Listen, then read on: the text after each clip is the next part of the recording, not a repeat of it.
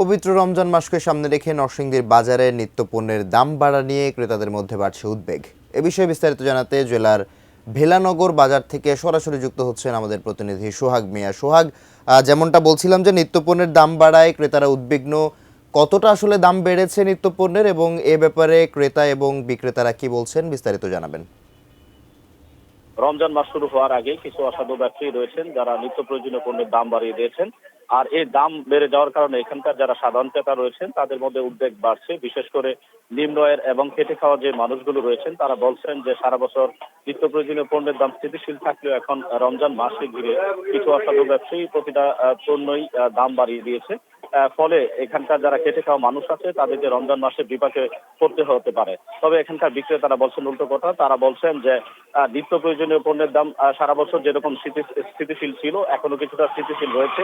আমি রয়েছি নরসিংদীর বেলানগর বাজারে। এখানে বাজার ঘুরে বিভিন্ন নিত্য প্রয়োজনীয় পণ্যের যে দাম দেখেছি সেখান থেকে যদি কিছু দাম আপনাকে জানিয়ে দেই। এখানে ছোলা বিক্রি হচ্ছে প্রকারভেদে কেজি প্রতি 90 থেকে 100 টাকা এবং বিভিন্ন ধরনের ডাল রয়েছে, যেমন এখানে মসুর অ্যাঙ্কর ডাল বিক্রি হচ্ছে 170 টাকা এবং যে মুগ ডাল রয়েছে মুগ ডালও বিক্রি হচ্ছে 170 টাকা। এছাড়া এখানে মোটা যে মসুর ডাল রয়েছে সেটি বিক্রি হচ্ছে 100 টাকা।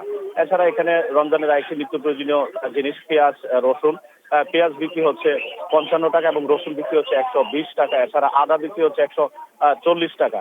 রমজানে অন্যান্য যে নিত্য প্রয়োজনীয় জিনিসগুলো রয়েছে তার মধ্যে শসা এবং লেবুর চাহিদাটা বেশি থাকে।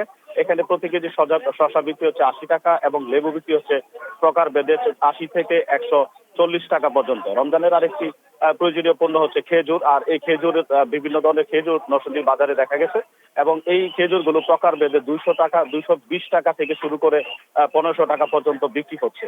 অর্থাৎ এভাবে দেখা যাচ্ছে যে প্রতিটা যে নিত্য প্রয়োজনীয় পণ্য রয়েছে সেগুলো থেকে অন্যান্য সময়ের তুলনায় এখন দাম একটু বেশি।